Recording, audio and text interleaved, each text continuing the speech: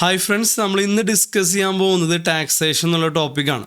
അപ്പോൾ ഈ ടാക്സേഷൻ എന്നുള്ളത് CA, CMA, CS കോഴ്സുകളൊക്കെ, പ്രൊഫഷണൽ കോഴ്സൊക്കെ പഠിക്കുന്ന കുട്ടികൾ അവരുടെ ഫൗണ്ടേഷൻ ലെവൽ തൊട്ട് ചെറിയ രീതിയിലും തന്നെ ഇൻ്റർമീഡിയറ്റ് അതുപോലെ ഫൈനൽ ലെവലൊക്കെ നമുക്ക് ഇൻഡെപ്ത് ആയിട്ട് പഠിക്കാനുള്ളതാണ്.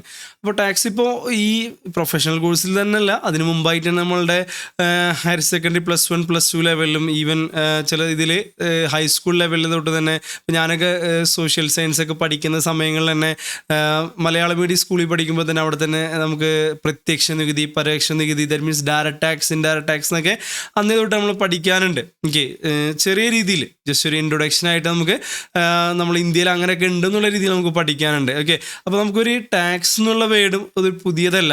നമുക്ക് ടാക്സ് നമുക്കറിയാം നമ്മുടെ രാജ്യത്ത് ഉണ്ടെന്നുള്ളത്. പക്ഷേ എന്താണ് tax? Okay, so what is the meaning of tax, അല്ലെങ്കിൽ അതിൻ്റെ ഇമ്പോർട്ടൻസ് എന്താണെന്നുള്ളതൊക്കെ നമുക്ക് മനസ്സിലാക്കിയതിന് ശേഷം മാത്രം നമുക്ക് എന്ത് ചെയ്യാം, അതിൻ്റെ സിലബസിലോട്ട്, നമ്മുടെ സബ്ജക്റ്റിലോട്ട് നമുക്ക് ഇൻഡെപ്ത് ആയിട്ട് നമുക്ക് അടക്കാം. അപ്പോൾ ആദ്യം തന്നെ what you mean by tax, അല്ലെങ്കിൽ what is the importance of tax. Okay, അപ്പോൾ ടാക്സ് നമ്മൾ നോക്കുമ്പോൾ നമുക്ക് ഇമ്പോർട്ടൻസ് മനസ്സിലാക്കേണ്ടത്, ഒന്ന് നമ്മളിപ്പോൾ പഠിക്കുന്ന നമ്മളെ കോഴ്സ്, ഇപ്പോൾ CA ആയിക്കോട്ടെ, CMA, അത് ഇൻ്റർ ലെവലോ ഫൈനൽ ലെവലോ എന്തായിക്കോട്ടെ, നമ്മളെ അക്കാദമിക് ഇമ്പോർട്ടൻസ് അല്ലേ, അക്കാദമിക് ലെവൽ നമുക്ക് എന്തുണ്ട്, അതിൻ്റെ ഇമ്പോർട്ടൻസ് എന്താണെന്നുള്ളത് അറിയണം. അതുപോലെ തന്നെ ആഫ്റ്റർ നമ്മൾ പഠിച്ചതിന് ശേഷം നമ്മൾ ക്വാളിഫൈ ചെയ്തിട്ട് നമ്മളെ പ്രൊഫഷണൽ ലൈഫിൽ നമുക്ക് നമ്മുടെ കരിയറിൽ എന്താണ് അതിൻ്റെ ഇമ്പോർട്ടൻസും കൂടി അറിയണം. പൊതുവെ നമ്മൾ അക്കാദമിക് ലെവലിൽ നമ്മൾ നോക്കുകയാണെങ്കിൽ ഇപ്പോൾ ഇൻ്റർമീഡിയറ്റ് ലെവലിലാണ് ശരിക്കും ഒരു ടാക്സ് ഒരു പേപ്പറായിട്ട് അല്ലേ നമുക്കൊരു സബ്ജക്റ്റായിട്ട് വരുന്നത്. അത് CA, CMA എല്ലാ കോഴ്സുകളിലും നമുക്കൊരു 100 മാർക്കിനാണ് ഇൻ്റർമീഡിയറ്റിൽ വരുന്നത്. നേരെ മറിച്ച് ഫൈനലിലോട്ട് നമുക്ക് വരുമ്പോൾ ഫൈനലിൽ ഒരു ഗ്രൂപ്പിൽ ഡയറക്റ്റ് ടാക്സ്, ഇൻഡയറക്റ്റ് ടാക്സ് ഒക്കെ ആയിട്ട് നമുക്ക് 100 മാർക്കിന് separately direct tax, indirect tax വരുന്നുണ്ട്. അപ്പോൾ അങ്ങനെ 200 മാർക്സ് ഏതിൽ വരുന്നുണ്ട്, ഫൈനൽ ലെവലിൽ നിന്ന് വരുന്നുണ്ട്. അപ്പോൾ ഇൻ്ററിൽ ഒരു 100 മാർക്സിന് ടോട്ടൽ, ഫൈനലിൽ ഒരു 200 മാർക്സ് വന്നിട്ട് ടുഗദർ കംസ് ഒരു 300 വരുന്നുണ്ട് അല്ലേ.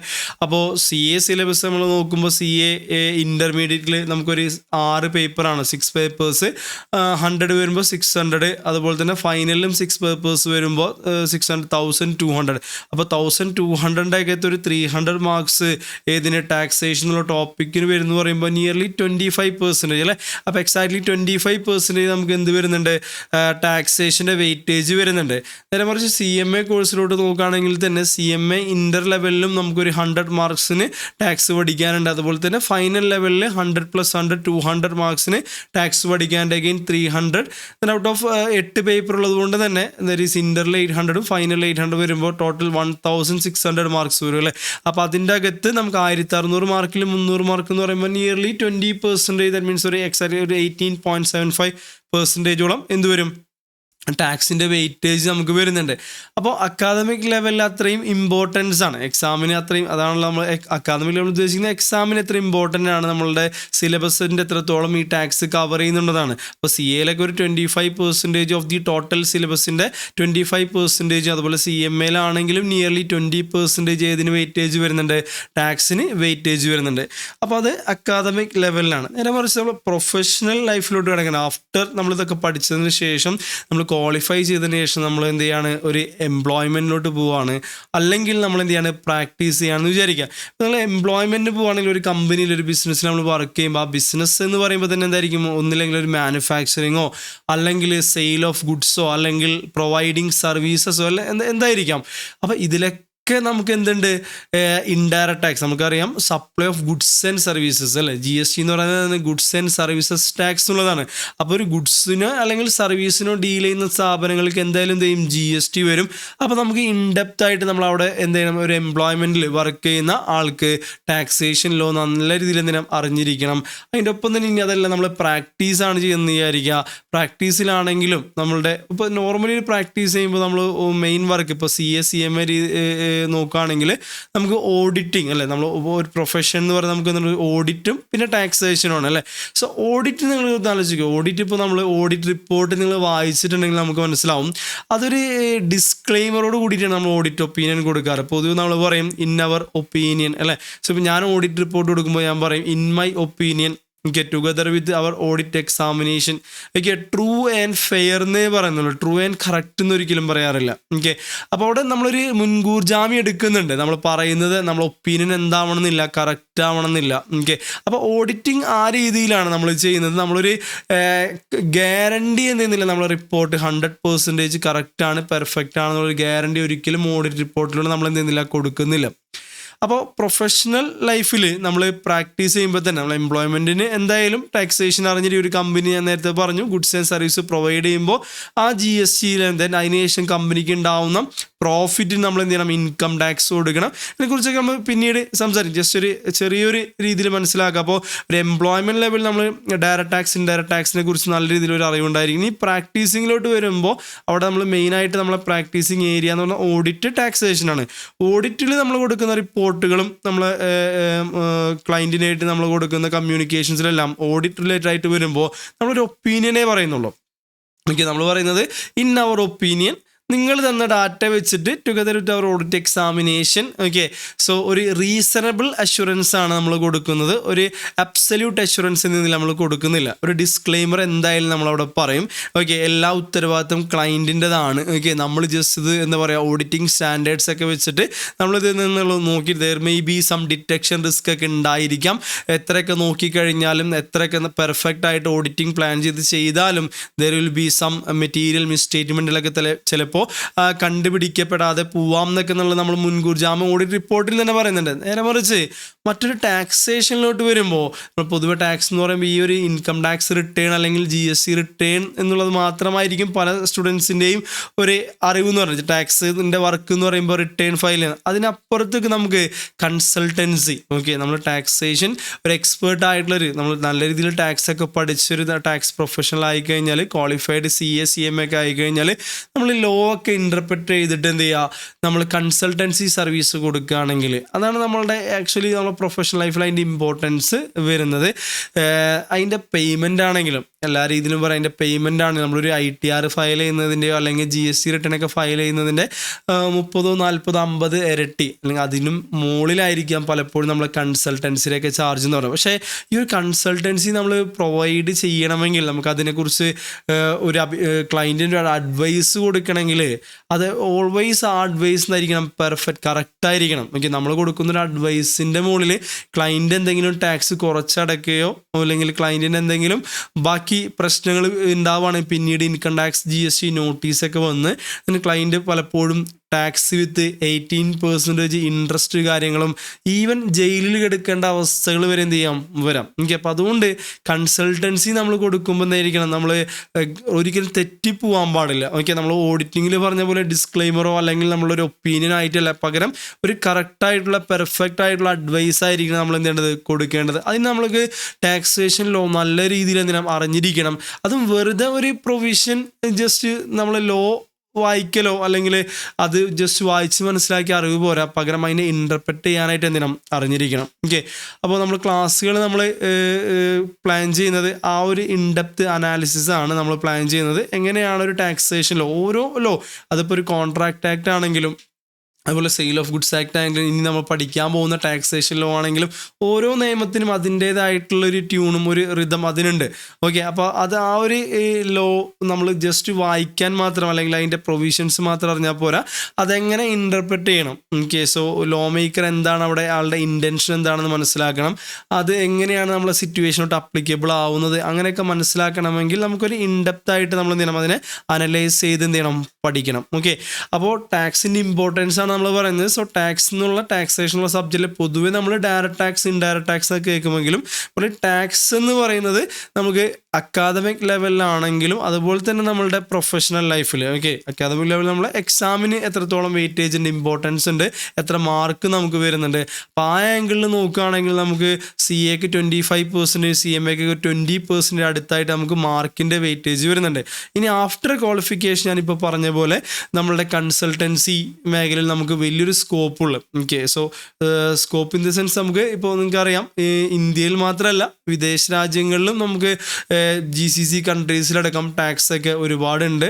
മറ്റ് യൂറോപ്യൻ കൺട്രീസിലും അമേരിക്കയിലൊക്കെ ടാക്സിൻ്റെ എല്ലാ രാജ്യത്തും ഈ ടാക്സ് ഉള്ളതാണ്. അപ്പോൾ അവിടുത്തെ വർക്കുകളും ചെയ്യാൻ പറ്റുന്ന ഒരു പ്രൊഫഷണലാണ് ഇന്ത്യൻ CA CMAs. ഓക്കെ, അപ്പോൾ അതുകൊണ്ട് ടാക്സേഷനിലോ ഇന്ത്യൻ ടാക്സ് നന്നായിട്ട് പഠിക്കുകയാണെങ്കിൽ പിന്നെ ഏത് രാജ്യത്തെ ടാക്സ് വേണമെങ്കിൽ നമുക്ക് വളരെ ഈസി ആയിട്ട് എന്ത് ചെയ്യാൻ പറ്റും, അതൊരു കുറച്ച് സമയം കൊണ്ട് തന്നെ നമുക്ക് അത് പഠിച്ചെടുക്കാനായിട്ട് പറ്റും. ഓക്കെ, അപ്പോൾ ആ ഒരു സബ്ജക്റ്റിൻ്റെ ഇമ്പോർട്ടൻസ് എന്ത് ചെയ്യാം മനസ്സിലാക്കിയിട്ട് തന്നെ നമുക്ക് എന്ത് ചെയ്യാം ടാക്സിലോട്ട് നമുക്ക് പോവാം. അപ്പോൾ അടുത്തത്, what is the meaning of tax? Meaning of tax, yes. അപ്പോൾ എന്താണ് മീനിങ് ഓഫ് ടാക്സ്? എന്താണ് ടാക്സ് എന്ന് പറയുന്നത്? എന്താണ് പൊതുവെ നമ്മൾ പറയും ഒരാളുടെ ടാക്സ് എന്ന്. ഇപ്പോൾ സാധാരണക്കാർ ഒരാൾ ചോദിക്കുകയാണ് എന്താണ് ടാക്സ് എന്ന് വെച്ചാൽ ആൾ പറയും അത് payable to something, payable to government ആണ് അല്ലേ. സോ ഗവൺമെൻറ്റിലേക്ക് കൊടുക്കുന്നതാണ് എന്ത് ടാക്സ് അല്ലേ.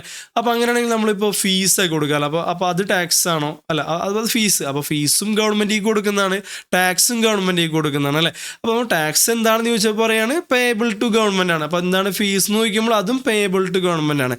അപ്പോൾ രണ്ടും സെയിം ആണെങ്കിൽ പിന്നെ അങ്ങനെ ഒരു സെപ്പറേറ്റ് പേരിടേണ്ട ആവശ്യമില്ലല്ലോ. അപ്പോൾ എന്തെങ്കിലും ഒരു ചെറിയ വ്യത്യാസമെങ്കിലും അവിടെ ഉണ്ടാവുമല്ലോ അല്ലേ. എന്താണ് വ്യത്യാസം എന്ന് പറഞ്ഞാൽ നമുക്കറിയാം പൊതുവെ നമ്മളിപ്പോൾ പാസ്പോർട്ട്, ലൈസൻസ് പോലെയുള്ള കാര്യങ്ങളൊക്കെ എടുക്കുമ്പോൾ നമ്മൾ ഗവൺമെൻറ്റിന് കൊടുക്കുന്ന നമ്മൾ ഫീസ് എന്നാണ് പൊതുവെ പറയുക അല്ലേ. സോ ലൈസൻസിൻ്റെ ഫീസ്, അതുപോലെ പാസ്പോർട്ടൊക്കെ എടുക്കുന്ന ഫീസ് അല്ലേ.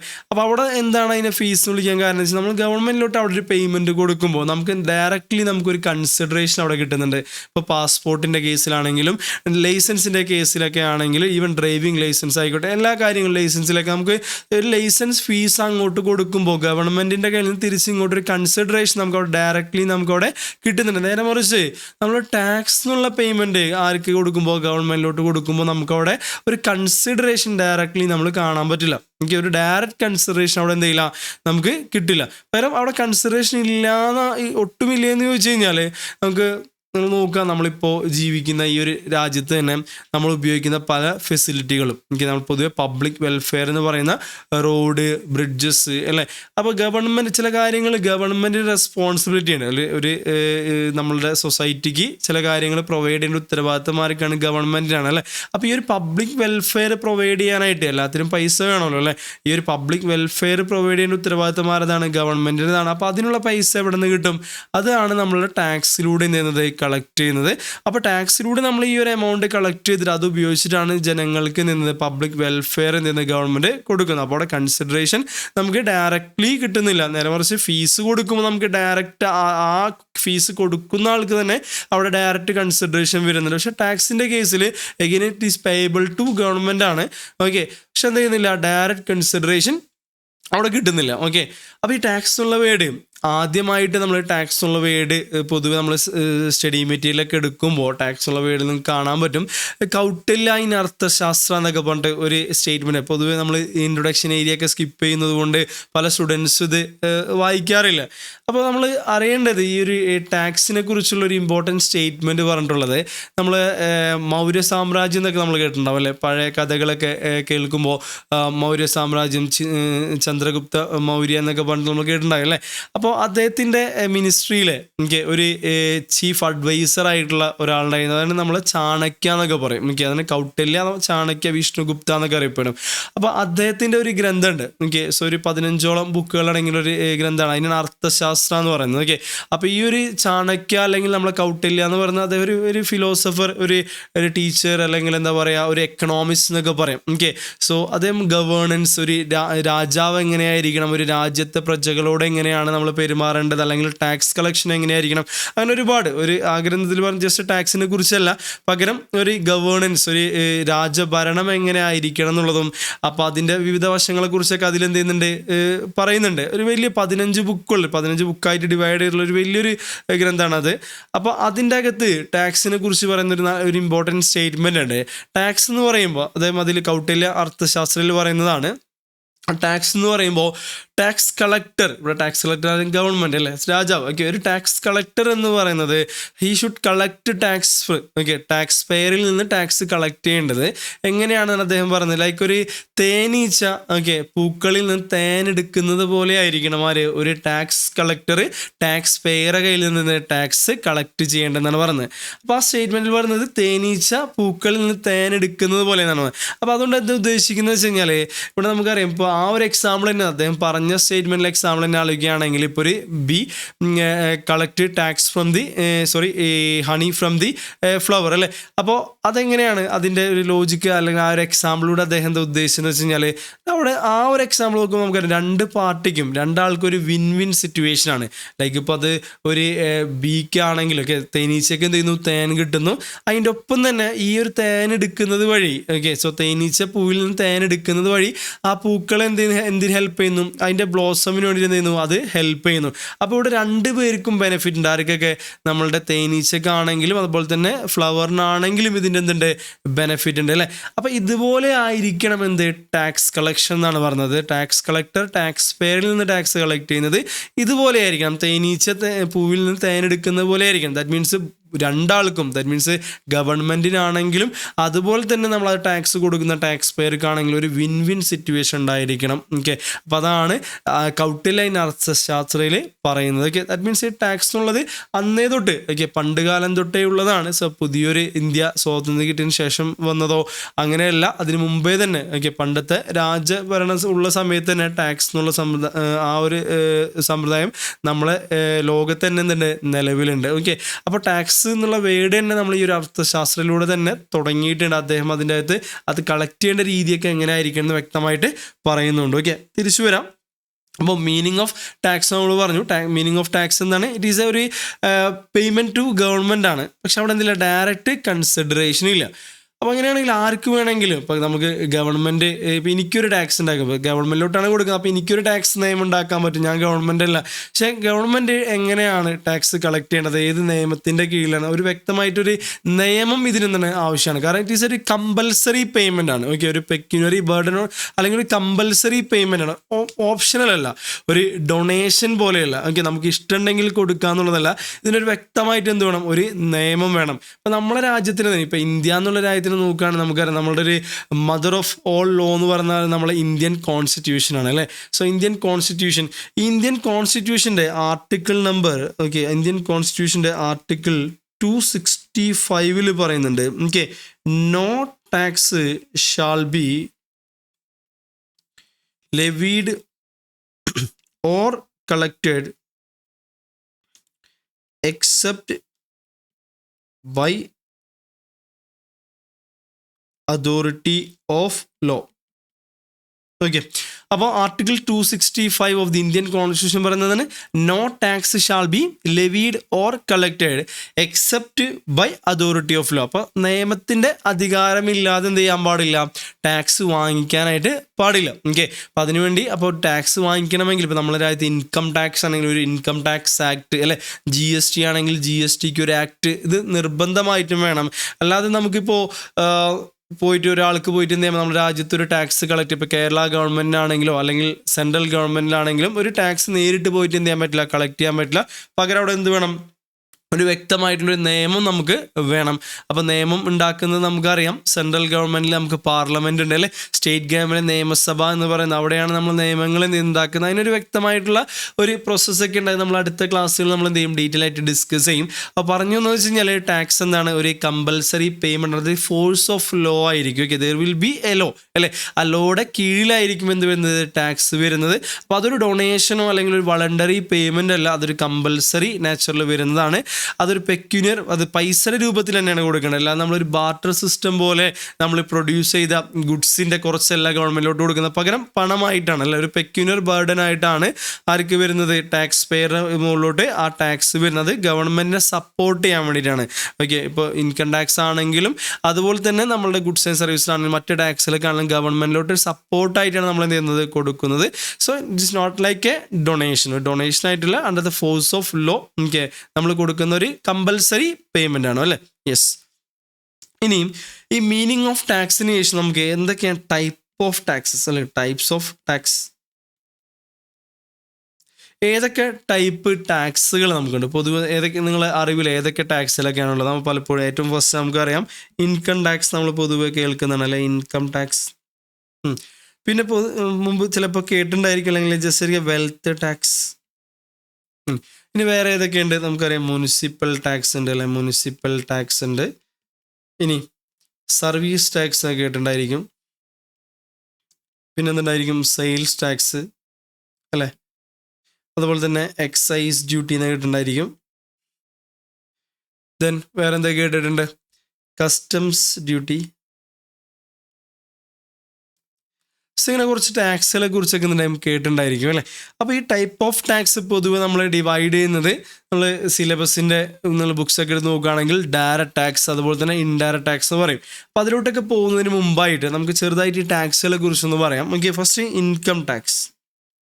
ഓക്കെ, അപ്പോൾ ഇന്ത്യയിൽ ഇൻകം ടാക്സ്, പൊതുവെ ഇൻകം ടാക്സ് നിൽക്കുമ്പോൾ പറയും ഇൻകം ടാക്സ് ആക്ട് 1961. ഏതൊരു ടാക്സിനും നിയമം വേണമെന്നൊക്കെ പറഞ്ഞല്ലേ, അപ്പോൾ ഇൻകം ടാക്സ് ആക്ട് എന്ന് പറഞ്ഞു. അപ്പോൾ ഇൻകം ടാക്സ് ആക്ട് 1961 പറയുമ്പോൾ ഇൻകം ടാക്സ് 1961 തുടങ്ങിയെന്ന് വയ്ക്കുമ്പോൾ അല്ല, അതിന് മുമ്പേ തന്നെ ഓക്കെ, ഏകദേശം 1857 1857 ഇന്ത്യയുടെ ഫസ്റ്റ് ഫ്രീഡം സ്ട്രഗിൾ. ഓക്കെ, അന്ന് തന്നെ ഏകദേശം ഇന്ത്യ 1857 ഫസ്റ്റ് ഫ്രീഡം സ്ട്രഗിളിൽ തന്നെ സ്വാതന്ത്ര്യം കിട്ടേണ്ട ഒരു ഇൻഡിപെൻഡൻറ്റ് കൺട്രി ആവേണ്ടതായിരുന്നു, ഓൾമോസ്റ്റ് ഇൻഡിപെൻഡൻ്റ് ആയതായിരുന്നു. പക്ഷെ അന്നത്തെ ചില കോർഡിനേഷൻ ഇഷ്യൂസൊക്കെ കാരണം കൊണ്ട് നമുക്ക് എന്തെയില്ല, ഒരു ഇൻഡിപെൻഡൻറ്റ് കൺട്രി ആവാനായിട്ട് സാധിച്ചില്ല. ബ്രിട്ടീഷുകാർ എന്ന ഭരണം എന്ത് ചെയ്തു, കണ്ടിന്യൂ ചെയ്തു. പക്ഷേ അന്നത്തെ ആ ഒരു യുദ്ധത്തിൽ, ആ ഒരു സ്വാതന്ത്ര്യ സമരത്തിൽ ബ്രിട്ടീഷുകാർക്ക് വലിയൊരു ലോസ് ഉണ്ടായിരുന്നു. ഓക്കെ, സോ വലിയൊരു എമൗണ്ട് അവർക്ക് എന്തായും നഷ്ടം വന്നപ്പോൾ അത് തിരിച്ചു പിടിക്കാനായിട്ട് അന്നത്തെ ബ്രിട്ടീഷുകാരുടെ ഹെഡായിട്ടുള്ള സാർ ജെയിംസ് വിൽസൺ എന്ന് പറയുന്ന ഒരാളുണ്ട്. അദ്ദേഹമാണ് എന്ത് ചെയ്ത് 1860 എന്ത് ചെയ്ത് ഒരു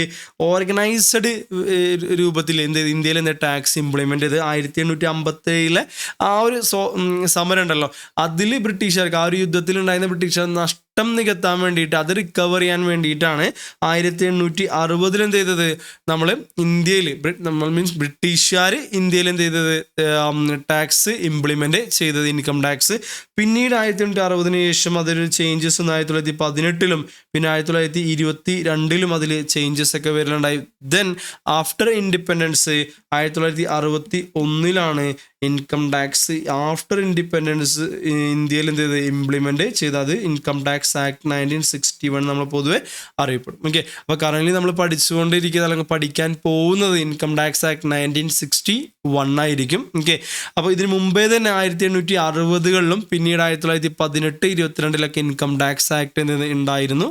നമ്മൾ ഇൻഡിപെൻഡൻസിന് ശേഷമുള്ളതാണ് നമ്മൾ പഠിക്കുന്നത്. ഓക്കെ, അപ്പോൾ അതിൻ്റെ ഒരു ഹിസ്റ്ററി എന്ത് ചെയ്യുക, ഒരു ബാക്ക്ഗ്രൗണ്ട് എങ്ങനെയാണ് ഇൻകം ടാക്സിന് അറിഞ്ഞിരിക്കാം. ഇനിയും ഇൻകം ടാക്സ് മാത്രമല്ല നമുക്ക് ടാക്സ് ആയിട്ടുള്ളത്, നമ്മളിവിടെ ജസ്റ്റ് എഴുതിയിട്ട പോലെ wealth tax, municipal tax, service tax, sales tax, excise duty, customs duty ഒക്കെ ഉണ്ട് അല്ലേ. അപ്പോൾ എന്തിനാണ് ഇത്രയും അധികം ടാക്സ് എന്നുള്ള പൊതുവെ ചിന്തിക്കാം. ഓക്കെ, ഇത് കുറേ ടാക്സുകൾ ഉണ്ടല്ലോ, അപ്പോൾ ഇതൊക്കെ കൊടുക്കുന്ന ആൾ സെയിം ഒരാൾ തന്നെയല്ലേ കുറേ ടാക്സ് ഗവൺമെൻറ്റിലോട്ട് കൊടുക്കുന്നത് ചോദിക്കുമ്പോൾ നമ്മൾ അറിയേണ്ടത്, ഇപ്പോൾ ഇൻകം ടാക്സിനെ കുറിച്ച് തന്നെ ആലോചിക്കുകയാണെങ്കിൽ ഈ ഒരു 2024-25 അസസ്മെൻറ്റ് ഇയർ. ഓക്കെ, അപ്പോൾ എന്താണ് അസസ്മെൻറ്റ് ഇയർ, പ്രീവിയസ് ഇയർ എന്നൊക്കെ നമ്മൾ സബ്ജക്റ്റിലോട്ട് കിടക്കുമ്പോൾ നമ്മൾ ഡിസ്കസ് ചെയ്യും. ആദ്യം നമ്മളൊന്ന് മനസ്സിലാക്കുക, 2024-25 ജൂലൈ 31. ഓക്കെ, ജൂലൈ 31 ഗവൺമെൻറ് കണക്കനുസരിച്ച് നമ്മളിപ്പോഴത്തെ ഒരു പോപ്പുലേഷനൊക്കെ എല്ലാവർക്കും അറിയാം, ഏകദേശം 140 കോടി ജനങ്ങളാണ് അല്ലേ. ഇന്ത്യയിൽ 140 കോടി ജനങ്ങൾ ഉണ്ടായിട്ട് 2023-24 സാമ്പത്തിക വർഷത്തിൽ 23-24 കണക്കെടുപ്പ് വർഷമായിട്ടുള്ള അസസ്മെൻ്റ് ആയിട്ടുള്ള 24-25 ഇൻകം ടാക്സ് റിട്ടേൺ ഫയൽ ചെയ്യേണ്ട. ഇൻകം ടാക്സ് റിട്ടേൺ മീൻസ് ഒരു ബേസിക്കലി ഒരാളുടെ വരുമാനത്തിനെ കുറിച്ചുള്ള അല്ലെങ്കിൽ ഒരു സ്ഥാപനത്തിൻ്റെ വരുമാനത്തിന് അല്ലെങ്കിൽ ഒരു വ്യക്തികളുടെ എടുക്കുക, അവിടെ വ്യക്തികളുടെ വരുമാനത്തിൻ്റെ കണക്ക് സമർപ്പിക്കുന്നതാണ് ഇൻകം ടാക്സ് റിട്ടേൺ എന്ന് പറയുന്നത് ഗവൺമെൻറ്റിലോട്ട്. അപ്പോൾ അത് ഫയൽ ചെയ്യേണ്ട ലാസ്റ്റ് ഡേറ്റ് ജൂലൈ 31. ഓക്കെ, ഞാൻ പറഞ്ഞു ഇതിലുള്ള കുറച്ച് കാര്യം നമ്മളൊരു ഇൻട്രൊഡക്ഷൻ മാത്രമായിട്ട് പറയും, ഇതിനെക്കുറിച്ചൊക്കെ ഡീറ്റെയിൽ ആയിട്ട് നമ്മൾ ഓരോ ചാപ്റ്റർ വൈസ് ആയിട്ട് അതിൻ്റെ രീതിയിൽ നമ്മളിപ്പോഴും ക്ലാസ്സൊന്നും തുടങ്ങിയിട്ടില്ല, നമ്മൾ ജസ്റ്റ് ഒരു ഇതിൻ്റെ ഒരു ബാക്ക്ഗ്രൗണ്ട് മാത്രമേ പറയുന്നുള്ളൂ. ഓക്കെ, എന്തുകൊണ്ട് ടാക്സ്, അതിൻ്റെ ഇമ്പോർട്ടൻസ്, എന്തുകൊണ്ട് നമ്മൾ പഠിക്കണം, എങ്ങനെ പഠിക്കണം, ഇതൊക്കെയാണ് നമ്മൾ ഡിസ്കസ് ചെയ്യാൻ പോകുന്നത്. കഴിഞ്ഞിട്ട് നമുക്ക് എന്ത് ചെയ്യാം, ആദ്യത്തെ കുറച്ച് ക്ലാസ്സുകൾ നമ്മൾ അതായിരിക്കും ഡിസ്കസ് ചെയ്യാൻ പോകുന്നത്. ചിലപ്പോൾ ബോറടിച്ചാലും സാരില്ല, പക്ഷെ നമ്മൾ കുറച്ചും കൂടെ ബെറ്റർ ആയിട്ട് നമുക്ക് പഠിക്കാനായിട്ട് പറ്റും. ഓക്കെ, അപ്പോൾ ആദ്യത്തെ കുറച്ച് മണിക്കൂറുകൾ അല്ലെങ്കിൽ കുറച്ച് ക്ലാസ്സുകൾ എന്ത് ചെയ്യാം, ഒരു ഇൻട്രൊഡക്ഷൻ, നമ്മൾ എന്താണ് പഠിക്കുന്നതിനെ കുറിച്ചൊരു ബോധം ഉണ്ടാവണം. ഓക്കെ, എന്നാൽ മാത്രമേ നമ്മൾ എങ്ങനെ പഠിക്കണം, എന്തിനു വേണ്ടിയാണ് ഞാൻ പഠിക്കുന്നത്, ഏത് ലെവലിലാണ് ഞാൻ നോളേജ് ഇതിൽ നിന്ന് ഉണ്ടാക്കേണ്ടതെന്ന് അറിയണം. ജസ്റ്റ് ഒരു വെറുതെ ഒരു പ്രൊവിഷൻ വായിച്ച് പോകാനും അത് ഇംഗ്ലീഷ് വായിച്ച് മനസ്സിലാക്കാനൊക്കെ ഒരു ഇതെല്ലാവർക്കും പറ്റും. അതിനിപ്പോൾ ഒരു ക്ലാസ്സിൻ്റെ ആവശ്യം പോലും ഇല്ല. ഓക്കെ, സോ ജസ്റ്റ് ഒരു ലോ, ഇൻകം ടാക്സ് ലോ നിങ്ങൾക്ക് വേണമെങ്കിൽ റീഡ് ചെയ്യാനും അത് മനസ്സിലാക്കാനൊക്കെ എന്താണ് കുഴപ്പം. പക്ഷേ അതിനെ ഇൻ്റർപ്രറ്റ് ചെയ്യേണ്ടത് എങ്ങനെയാണ്, അത് ചില സിറ്റുവേഷനിലൂടെ നമ്മൾ എങ്ങനെ അപ്ലൈ ചെയ്യണം എന്നുള്ളത് വേണമെങ്കിൽ അതിനുവേണ്ടി നമ്മൾ ഏത് രീതിയിൽ പഠിക്കണം, ഇൻ കേസ് എങ്ങനെയാണ് ആ ലോ വായിക്കേണ്ടത്, അതിന് ഇൻ്റർപ്രറ്റ് അത് മനസ്സിലാക്കാനാണ് നമ്മൾ ക്ലാസ് അറ്റൻഡ് ചെയ്യുന്നത്. ഓക്കെ, അപ്പോൾ അത് ഞാൻ ഗ്യാരണ്ടി തരുന്നുണ്ട്. ജസ്റ്റ് ഒരു വെറുതെ ഒരു പ്രൊവിഷൻ വായിച്ചത് ബൈഹാർട്ട് പഠിച്ച് എക്സാം എഴുതുന്നതിനേക്കാളും മുകളിലായിട്ട് ഓരോ പ്രൊവിഷൻ്റെയും എന്തുകൊണ്ട്, okay, so what is the provision behind why it is എന്നുള്ള, അല്ലെങ്കിൽ why this provision introduced by government എന്തിനാണ് ഈ പ്രൊവിഷൻ ഇങ്ങനെ കൊണ്ടുവന്നത്, അതിൻ്റെ ബാക്ക്ഗ്രൗണ്ടും അതുപോലെ തന്നെ അതിൻ്റെ പ്രാക്ടിക്കൽ ആപ്ലിക്കേഷൻ എന്താണെന്നുള്ളത് മനസ്സിലാക്കാനാണ്. അപ്പം അതിനുവേണ്ടി നമ്മൾ എന്ത് ചെയ്യണം, ഒരു ഇൻട്രൊഡക്ടറി, ഒരു ബാക്ക്ഗ്രൗണ്ട് കാര്യങ്ങളൊക്കെ നന്നായിട്ട് മനസ്സിലാക്കിയാൽ മാത്രമേ മുന്നോട്ടുള്ള സബ്ജക്റ്റ് നമുക്ക് പെട്ടെന്ന് മനസ്സിലാക്കാനും അതിൻ്റെ ലോജിക്ക് പെട്ടെന്ന് ക്ലിയർ ആക്കാനും നമുക്ക് പറ്റുള്ളൂ. അപ്പോൾ ആദ്യത്തെ കുറച്ച് സമയങ്ങൾ നമ്മൾ എന്തായിരിക്കും, കുറച്ച് ബാക്ക്ഗ്രൗണ്ടായ കാര്യങ്ങളായിരിക്കും പറയുന്നത്. അതൊന്ന് മനസ്സിലാക്കിയതിന് ശേഷം നമുക്ക് സബ്ജക്റ്റിലോട്ട് പോകും. ഓക്കെ, സോ തിരിച്ചു വരാം. അപ്പോൾ 2024-25 അസസ്മെൻറ്റ് ഇയറിലെ ജൂലൈ 31 കണക്ക് നോക്കുമ്പോൾ ഏകദേശം 140 കോടി ജനങ്ങളുള്ള ഇന്ത്യയിലെ നിയർലി 7.28 crores ആൾക്കാരാണ് എന്ത് ഫയൽ ചെയ്തത്, ഇൻകം ടാക്സ് റിട്ടേൺ ഫയൽ. 140 കോടി. ഓക്കെ, സോ 140 crores അടുത്ത് ജനങ്ങളുള്ള ഇന്ത്യയിൽ ജസ്റ്റ് എത്രമാത്രം 7.28 കോടി ആൾക്കാർ മാത്രമേ എന്ത് ചെയ്തിട്ടുള്ളൂ, ഇൻകം ടാക്സ് റിട്ടേൺ ഫയൽ ചെയ്തിട്ടുള്ളൂ. സാർ, അപ്പോൾ ഇൻകം ടാക്സ് റിട്ടേൺ ഫയൽ ചെയ്തതിൽ അത് ടാക്സ് അടച്ചാണോ? അല്ല, ഈ 7.28 കോടി ആൾക്കാരും ടാക്സ് അടച്ചെന്ന് ഞാൻ പറഞ്ഞില്ല. കാരണം ഈ ടാക്സ് റിട്ടേൺ ഫയൽ ചെയ്യുന്ന ആൾക്കാർക്ക് ഈ റിട്ടേൺ ഫയൽ ചെയ്യുക, ടാക്സ് അടക്കുക എന്ന് പറഞ്ഞാൽ രണ്ടാണ്. ഓക്കെ, കാരണം ഇന്ത്യയിൽ തന്നെ ഏകദേശം ഇപ്പോഴത്തെ ഒരു ഇതനുസരിച്ച് ഒരു 7 lakhs വരെയൊക്കെ ഇൻകം, നമ്മളതൊക്കെ പഠിക്കും. തൽക്കാലം ഒന്ന് മനസ്സിലാക്കുക, ഒരു അപ് ടു 7 lakhs വരെ ഉള്ളവർക്ക് ടാക്സ് എഫക്റ്റീവ്ലി ടാക്സ് ഒന്നും വരുന്നില്ല. അപ്പോൾ അങ്ങനെ 7 lakhs വരുമാനമുള്ള, ഇപ്പോൾ മാസം 50,000 രൂപ സാലറി ഉള്ള ഒരാളാണെങ്കിൽ 6 lakhs rupees ആയി ആനുവലി അല്ലേ. അപ്പോൾ അദ്ദേഹം ഇൻകം ടാക്സ് റിട്ടേൺ ഫയൽ ചെയ്യുന്നുണ്ട്, പക്ഷേ ടാക്സ് അടക്കുന്നില്ല. ഓക്കെ, അപ്പോൾ ഈ ഒരു 7.28 crores എന്ന് പറയുന്ന അത്രയും ജനങ്ങളിൽ ഈ പറഞ്ഞിരിക്കുന്ന ആൾക്കാരും കൂടി ഇൻക്ലൂഡഡ് ആണ്. അപ്പോൾ ഇതിൻ്റെ ഒരു കണക്ക് നോക്കുകയാണെങ്കിൽ നിയർലി 4.90, ഓക്കെ, അപ്രോക്സിമേറ്റ് 4,90,00,000 ആൾക്കാർ നിൽ റിട്ടേൺ ആണ് ഫയൽ ചെയ്തത്. ഞാൻ നിൽ റിട്ടേൺ ഉദ്ദേശിക്കുന്നത് വിത്തൗട്ട് ടാക്സ് ആണ് റിട്ടേൺ ഫയൽ ചെയ്തിട്ടുള്ളത്. അപ്പോൾ അങ്ങനെ നോക്കുമ്പോൾ ഈ 140 കോടി ജനങ്ങളിൽ 7.28 കോടി ആൾക്കാർ റിട്ടേൺ ഫയൽ ചെയ്തെങ്കിൽ, ഓക്കെ, ഇത്രയും പേര് റിട്ടേൺ ഫയൽ ചെയ്തതിൽ ഇത്രയും ആൾക്കാർ നിൽ റിട്ടേൺ ആണ്.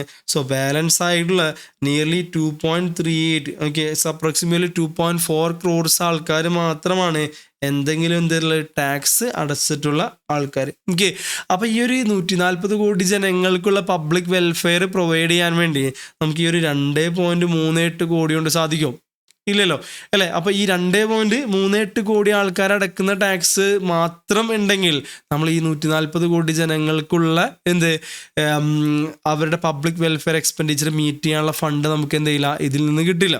ഓക്കെ, അപ്പോൾ അതുകൊണ്ട് ഗവൺമെൻറ് എന്ത് വേണം, മറ്റ് ടാക്സുകളും ഹെൽപ്പ് ഉണ്ടെങ്കിൽ മാത്രമേ നമുക്ക് എന്ത് ചെയ്യാൻ പറ്റുള്ളൂ, ഇത്രയും പബ്ലിക് വെൽഫെയർ എക്സ്പെൻസ് മീറ്റ് ചെയ്യാനായിട്ട് പറ്റുള്ളൂ. Like defence, education, okay, so അങ്ങനെയുള്ള ഒരുപാട് കാര്യങ്ങൾ അല്ലേ. അപ്പോൾ അതിനുവേണ്ടി നമുക്ക് മറ്റൊരു tax, that is indirect tax എന്ന് നമ്മൾ പൊതുവെ വിളിക്കുന്ന municipal tax, service tax, sales tax, excise duty, customs duty നമ്മൾ ഡീറ്റെയിൽ ആയിട്ട് പഠിക്കും. പിന്നെ ഇത് നമ്മൾ പൊതുവെ നമ്മൾ വിളിക്കുന്ന പേര് ഇൻഡയറക്റ്റ് ടാക്സ് എന്നാണ്. അപ്പോൾ അതിൻ്റെയും കൂടെ ഹെൽപ്പോട് കൂടിയിട്ടാണ് ആക്ച്വലി പറയുകയാണെങ്കിൽ ഇന്ത്യയുടെ ടോട്ടൽ ഗവൺമെൻറ് ടാക്സ് റവന്യൂവിൻ്റെ പകുതിയിൽ കൂടുതൽ വരുന്നത് ഈ ഇൻഡയറക്റ്റ് ടാക്സിൽ നിന്നാണ്. അപ്പോൾ ആ ഒരു ഇൻഡയറക്റ്റ് ടാക്സിൻ്റെ ഹെൽപ്പോടും കൂടി കൂടിയിട്ടാണ് ഇന്ത്യൻ ഗവൺമെൻറ് അല്ലെങ്കിൽ നമ്മുടെ രാജ്യത്തെ പബ്ലിക് വെൽഫെയർ എക്സ്പെൻഡിച്ചർ ചെയ്യുന്നത് മീറ്റ് ചെയ്യുന്നത്. ഓക്കെ, അപ്പോൾ ഇത്രയും പറഞ്ഞപ്പോൾ ഇവിടെ ഒരു വെൽത്ത് ടാക്സിനെ കുറിച്ചും കൂടി പറയാനുണ്ട്. നമ്മൾ ഈ ഒരു ഏരിയ നമ്മൾ പറഞ്ഞു, ഇൻഡയറക്റ്റ് ടാക്സ് നമ്മൾ സെപ്പറേറ്റ്ലി നമുക്ക് ഇൻഡയറക്റ്റ് ടാക്സ് പഠിക്കാനുണ്ട്. നമ്മൾ ചെറുതായിട്ട് ഇതിനെക്കുറിച്ച് നമ്മൾ സെപ്പറേറ്റ്ലി ഡിസ്കസ് ചെയ്യും. തിരിച്ച് ഇങ്ങോട്ട് വരാം, ഇൻകം ടാക്സ്, വെൽത്ത് ടാക്സ് അല്ലേ. അപ്പോൾ ഇൻകം ടാക്സ് നമ്മൾ പറഞ്ഞു 2024-25 അസസ്മെൻറ്റിൽ വളരെ കുറച്ച് ആൾക്കാർ, ഏകദേശം 7.28 അല്ലേ. സോ അതിൻ്റെ അകത്ത് തന്നെ ജസ്റ്റ് 2.4 crores ആൾക്കാർ മാത്രമേ ടാക്സ് ഫയൽ ചെയ്തിട്ടുള്ളൂ. അപ്പോൾ ഗവൺമെൻറ്റിന് മറ്റ് സോഴ്സുകൾ വേണമല്ലേ. അങ്ങനെ ഗവൺമെൻറ്റിന് ഉള്ള മറ്റൊരു സോഴ്സ് ആയിരുന്നു ഏത് വെൽത്ത് ടാക്സ് എന്ന് പറയുന്നത്. പക്ഷേ ഫെബ്രുവരി 2025, ഓക്കെ, സോറി ഫെബ്രുവരി 2015, ഓക്കെ, സോ ഫെബ്രുവരി 2015 ഈ വെൽത്ത് ടാക്സ് എന്നുള്ള സിസ്റ്റം എന്ത് ചെയ്തു, ആ ഒരു ടാക്സ് നമ്മൾ അബോളിഷ് ചെയ്തു. വിത്ത് എഫക്റ്റ് ഫ്രം 2015-16 ഫിനാൻഷ്യൽ തൊട്ട് നമുക്ക് വെൽത്ത് ടാക്സ് നമ്മുടെ രാജ്യത്തില്ല. കാരണം വെച്ചാൽ വെൽത്ത് ടാക്സ് എങ്ങനെയാണ് വെച്ചാൽ 1 കോടി, ഈ ഇൻകം ടാക്സ് എന്താണ്, ഇൻകത്തിൻ്റെ മുകളിലാണ്. അതായത് ഒരു ഫിനാൻഷ്യൽ ഇയറിൽ ഒരു വ്യക്തി അല്ലെങ്കിൽ ഒരു സ്ഥാപനം ഒക്കെ ഏൺ ചെയ്യുന്ന ആ വർഷത്തിൽ ഇൻകത്തുമ്പോഴാണ് നമ്മൾ എന്ത് കൊടുക്കേണ്ടത്, ഇൻകം ടാക്സ് കൊടുക്കേണ്ടത്. നേരെ മറിച്ച് ഒരാളുടെ സമ്പത്തുമ്മലാണ്, വെൽത്തുമ്മലാണ് എന്ത് വരുന്നത്, വെൽത്ത് ടാക്സ് വരുന്നത്. അതായത് 1 crore 1 CR മുകളിൽ എന്തുള്ള വെൽത്ത് ഉള്ളവർ 2% ഒക്കെ വെൽത്ത് ടാക്സ് കൊടുക്കുന്ന ഒരു സിസ്റ്റമായിരുന്നു നമ്മുടെ രാജ്യത്തുണ്ടായിരുന്നത്. അപ്പോൾ അതിൻ്റെ അഡ്മിനിസ്ട്രേഷൻ കോസ്റ്റ് വളരെ കൂടുതലായിരുന്നു. അത് കളക്ട് ചെയ്തെടുക്കുന്ന ആ ഒരു ടാക്സ് അഡ്മിനിസ്ട്രേഷൻ കാര്യങ്ങൾ എന്തായിരുന്നു, കുറച്ച് ബുദ്ധിമുട്ടായിരുന്നു. ഓക്കെ, സോ ഇൻകം ടാക്സ് ഡിപ്പാർട്ട്മെൻറ്റിന് അത് കുറച്ച് ബുദ്ധിമുട്ടായിരുന്നു. ദെൻ കൂടാതെ അതിൽ നിന്ന് കിട്ടിയിരുന്ന കളക്ഷൻ എന്ന് പറയുന്നത് ഏകദേശം ആനുവലി ഏകദേശം അപ്രോക്സിമേറ്റ് 1000 കോടിയുടെ അടുത്തൊക്കെയാണ്. ഓക്കെ, ഏകദേശം 1000 കോടിയുടെ അടുത്തൊക്കെയാണ് നമുക്ക് ഏത് ടാക്സ് ആയിട്ട്, നമ്മളുടെ വെൽത്ത് ടാക്സ് ഒക്കെ ആയിട്ട് ഇന്ത്യയിൽ നിന്ന് മൊത്തം കിട്ടിയിരുന്നത്. ഓക്കെ, പറഞ്ഞു അതിൻ്റെ അഡ്മിനിസ്ട്രേഷൻ കോസ്റ്റ് കുറച്ച് കൂടുതലായിരുന്നു. ഇത്രയും എമൗണ്ട് വന്നിരുന്നു. അപ്പോൾ ഗവൺമെൻറ് എന്ത് ചെയ്തു, 2015 ബഡ്ജറ്റിൽ നമ്മളുടെ വെൽത്ത് ടാക്സ് എന്ത് ചെയ്തു, അബോളിഷ് ചെയ്തു. So with effect from 2015-16 financial year ഏതില്ല, വെൽത്ത് ടാക്സ് ഇല്ല. അപ്പോൾ പൊതുവെ ഈ ഒരു ഇൻകം ടാക്സും വെൽത്ത് ടാക്സും കൂടെ ചേർന്നിട്ടാണ് ഡയറക്റ്റ് ടാക്സ് എന്നറിയപ്പെട്ട് നമ്മളെ പ്രത്യക്ഷ നികുതി, അത് ഈസ് വിസിബിൾ ആയിട്ടുള്ളത്. ഓക്കെ, കാരണം അവിടെ നമ്മൾ ടാക്സ് കൊടുക്കുന്നവനക്ക് അറിയാം, എക്സാക്ട്ലി അവനറിയാം എത്രയാണ് അവൻ ടാക്സ് കൊടുക്കുന്നതെന്ന്. ഓക്കെ, ഇപ്പം ഞാൻ യൂസ് ചെയ്യുന്ന, അല്ലെങ്കിൽ നിങ്ങളെ മുന്നിലിരിക്കുന്ന നിങ്ങളെ ബുക്കോ അല്ലെങ്കിൽ നിങ്ങളിരിക്കുന്ന പേന, ഇപ്പം ഞാൻ യൂസ് ചെയ്യുന്ന ഈ ഒരു പെന്ന്, ഞാൻ എഴുതിക്കൊണ്ടിരിക്കുന്ന ഈ ഒരു ടാബ്, ഇതിന് നമ്മൾ എത്രയാണ് ടാക്സ് കൊടുത്തതെന്ന് എനിക്കറിയില്ല. കാരണം ഞാൻ ടാക്സ് ആയിട്ടല്ല കൊടുത്തത്, ഞാൻ ആ ഒരു വാങ്ങിയ പ്രൊഡക്റ്റിൻ്റെയോ അല്ലെങ്കിൽ സർവീസിൻ്റെയോ പ്രൈസിൻ്റെ കൂടെയാണ് എന്ത് കൊടുത്തത്, ടാക്സ് കൊടുത്തത്. അതുകൊണ്ട് എത്രയാണ് ഇതിൻ്റെ ടാക്സ് എന്ന് ചോദിച്ചാൽ എനിക്കിന്ന് പറയാൻ പറ്റില്ല. എനിക്ക് കാരണം അതൊരു ഇൻഡയറക്ട്ലി ഞാൻ പേ ചെയ്തതാണ്. എനിക്ക് നേരെ മറിച്ച് ഇവിടെ ഇൻകം ടാക്സ് എത്രയാണെന്ന് എന്നോട് ചോദിക്കാൻ എനിക്ക് വ്യക്തമായിട്ട് ഓർമ്മയുണ്ട്. ഞാൻ ലാസ്റ്റ് ഇയറിൽ എത്രയാണ് ഇൻകം ടാക്സ് അടച്ചതെന്ന് എനിക്ക് ഓർമ്മയുണ്ട്. ഓക്കെ, കാരണം അത് ഡയറക്ട്ലി എൻ്റെ മുകളിൽ ഞാൻ ടാക്സ് ആയിട്ട് തന്നെ, ടാക്സ് മാത്രമായിട്ടാണ് അടച്ചത്. ഇൻകത്തിൻ്റെ മുകളിൽ ടാക്സ് കാൽക്കുലേറ്റ് ചെയ്ത് ടാക്സ് അടച്ചു. ഓക്കെ, അപ്പോൾ അതെനിക്ക് നല്ല ഓർമ്മയുണ്ട്, കാരണം അതൊരു വിസിബിൾ ആണ്. ഓക്കെ, അപ്പോൾ ആ വിസിബിൾ ആയതുകൊണ്ട് തന്നെയാണ് നമ്മൾ പൊതുവെ ഇൻകം ടാക്സിനെ അതുപോലെ വെൽത്ത് ടാക്സിനൊക്കെ നമ്മൾ ഡയറക്റ്റ് ടാക്സ് എന്നുള്ള കാറ്റഗറിയിൽ ഉൾപ്പെടുത്തുന്നത്. കറൻ്റ്ലി എന്തില്ല, വെൽത്ത് ടാക്സ് ഇല്ല. അപ്പോൾ ഇൻകം ടാക്സ് തന്നെയാണ് എന്ത് പറയുന്നത്, ഡയറക്റ്റ് ടാക്സ് എന്ന് പറയുന്നത്. ദെൻ ബിക്കോസ് നമ്മൾ ഡയറക്ട്ലി ഗവൺമെൻറ്റിലോട്ട് നിന്ന് പേ ചെയ്യുന്നു, നമുക്ക് അറിയാം എത്രയാണ് എമൗണ്ട് അടച്ചതെന്ന് ടാക്സ് ആയിട്ട്. നേരെ മറിച്ച് ഇൻഡയറക്റ്റ് ടാക്സ് എന്ന് പറയുമ്പോൾ നമ്മളൊരു സാധനത്തിൻ്റെയോ അല്ലെങ്കിൽ സേവനത്തിൻ്റെയോ പ്രൈസിൻ്റെ കൂടെ, അത് പർച്ചേസ് ചെയ്യുന്ന പ്രൈസിൻ്റെ കൂടെ നമ്മൾ എന്ത് ചെയ്യുന്നു, സെല്ലറുടെ കയ്യിലോട്ട് നമ്മൾ ടാക്സ് കൊടുക്കുന്നു. ദെൻ എന്ത് സെല്ലറാണ് ഗവൺമെൻറ്റിലോട്ട് എന്ത് ചെയ്യുന്നത്, ടാക്സ് അടയ്ക്കുന്നത്. അപ്പോൾ അവിടെ നമുക്ക് ടാക്സ് എമൗണ്ട് മാത്രമായിട്ടുള്ള ആ സാധനത്തിൻ്റെയും സേവനത്തിൻ്റെയും പ്രൈസിലൂടെയാണ് നമ്മൾ അതിൻ്റെ കൂടെയാണ് നമ്മൾ ടാക്സ് കൊടുക്കുന്നത്. അതുകൊണ്ട് നമുക്ക് ടാക്സ് എമൗണ്ട് നമുക്ക് ഡയറക്ട്ലി നമുക്കറിയില്ല. അതുകൊണ്ടാണ് നമ്മൾ അതിനെന്ത് വിളിക്കുന്നത്, ഇൻഡയറക്റ്റ് ടാക്സ് നമുക്ക് ആക്ച്വലി ബില്ലിൻ്റെ അകത്ത് ടാക്സ് എന്നുള്ളത് ഉണ്ടാവുമെങ്കിലും നമ്മൾ ഡയറക്റ്റ് ടാക്സ് ആയിട്ട് കൊടുക്കാത്തതുകൊണ്ട് എന്തില്ല, അതിനെ നമ്മൾ എന്ത് വിളിക്കുന്നു, ഇൻഡയറക്റ്റ് ടാക്സ് എന്ന് വിളിക്കുന്നു. ഓക്കെ, ഇനി എന്താണ് ഇത് തമ്മിലുള്ള വ്യത്യാസം എന്നൊക്കെ നമുക്ക് അടുത്ത ക്ലാസ്സിൽ നമുക്ക് എന്ത് ചെയ്യാം, ഡിസ്കസ് ചെയ്യാം. അപ്പോൾ ഇന്ന് നമ്മൾ പറഞ്ഞ ടോപ്പിക് എന്താണ്, ടാക്സ് എന്താണെന്ന് പറഞ്ഞല്ലേ. സോ ടാക്സിന് ഇമ്പോർട്ടൻസ് പറഞ്ഞു, നമ്മുടെ അക്കാദമിക് ലെവലിൽ എന്താണ് ഇമ്പോർട്ടൻസ് എന്നും അതുപോലെ നമ്മുടെ പ്രൊഫഷണൽ കരിയറിലെ കൺസൾട്ടൻസി ലെവലിൽ അത്രയും ഇമ്പോർട്ടൻ്റ് ആണെന്നുള്ള കാര്യം നമ്മൾ പറഞ്ഞു. അതിനുശേഷം മീനിങ് ഓഫ് ടാക്സിൽ നമ്മൾ പറഞ്ഞു. ഈവൻ ടാക്സുള്ള വീട് അർത്ഥശാസ്ത്ര, കൗട്ടില്യാസ് അർത്ഥശാസ്ത്രയിൽ തന്നെ നമ്മൾ എന്ത് ചെയ്യുന്നുണ്ട്, പറയുന്ന ഒരു കാര്യമാണ് ടാക്സ് എന്ന് പറയുന്നത്. അപ്പോൾ ടാക്സ് ഒരു ഡൊണേഷനോ അല്ലെങ്കിൽ ഒരു എന്താ പറയുക വോളണ്ടറി പേയ്മെൻറ്റോ അല്ല, പകരം ഇതൊരു കമ്പൽസറി എക്സ്ട്രാക്ഷൻ ഓഫ് മണിയാണ് അല്ലേ. So to support the government under the force of the law. Okay, then type of taxes എന്ന് പറയുന്നത് നമുക്കറിയാം, ഡയറക്റ്റ് ഇൻഡയറക്റ്റ് ടാക്സ് എന്നുള്ള 2 രീതിയിൽ വരുന്നുണ്ട്. ഡയറക്റ്റ് ടാക്സിൽ പ്രധാനമായിട്ട് നമുക്ക് ഇൻകം ടാക്സും വെൽത്ത് ടാക്സും അല്ലേ. വെൽത്ത് ടാക്സ് 2015 നമ്മൾ എന്ത് ചെയ്തു, അബോളിഷ് ചെയ്തു because of high compliance cost and lower contribution to the total revenue. അപ്പോൾ അതുകൊണ്ട് നമ്മൾ എന്ത് ചെയ്തു, അത് അബോളിഷ് ചെയ്തു. കറൻ്റ്ലി നമ്മൾ ഇൻകം ടാക്സ് ആണ് നമ്മൾ ഡയറക്റ്റ് ടാക്സ് ആയിട്ട് നിൽക്കുന്നത്. ഇൻകം ടാക്സിൽ തന്നെ 140 കോടി ജനങ്ങളിൽ നമ്മൾ എന്ത് ചെയ്യുന്നു, 7.28 കോടി ജനങ്ങളാണ് ലാസ്റ്റ് ഇയർ 24-25 അസസ്മെൻറ്റ് ഇയറിൽ റിട്ടേൺ ഫയൽ ചെയ്തിട്ടുള്ളത്. 2024-25 അസസ്മെൻറ്റ് ഇയറിൽ ജൂലൈ 31 കണക്കനുസരിച്ച്. അപ്പോൾ അതിൽ തന്നെ 7.28 തന്നെ 4.9 കോടി ആൾക്കാർ നിൽ റിട്ടേൺ ആണ് ഫയൽ ചെയ്തത്. അപ്പോൾ അതുകൊണ്ട് ഡയറക്റ്റ് ടാക്സ് കളക്ഷൻ വളരെ കുറവ് മാത്രമേ വരുന്നുള്ളൂ. അപ്പോൾ ഇത്രയും വലിയ പബ്ലിക് എക്സ്പെൻഡിച്ചറൊക്കെ മീറ്റ് ചെയ്യാൻ വേണ്ടി നമുക്ക് ആ ഒരു ഡയറക്റ്റ് ടാക്സ് മാത്രം അല്ലെങ്കിൽ ഇൻകം ടാക്സ് മാത്രം പോരാ, നമുക്ക് മറ്റ് ടാക്സുകളായിട്ടുള്ള ഇൻഡയറക്റ്റ് ടാക്സുകളൊന്നും നമുക്ക് വേണം അല്ലേ. ദെൻ ബാക്കി നമ്മൾ എന്ത് ചെയ്യാം, അടുത്ത ക്ലാസ്സിൽ നമുക്ക് എന്ത് ചെയ്യാം, ഡിസ്കസ് ചെയ്യാം. Okay, yes.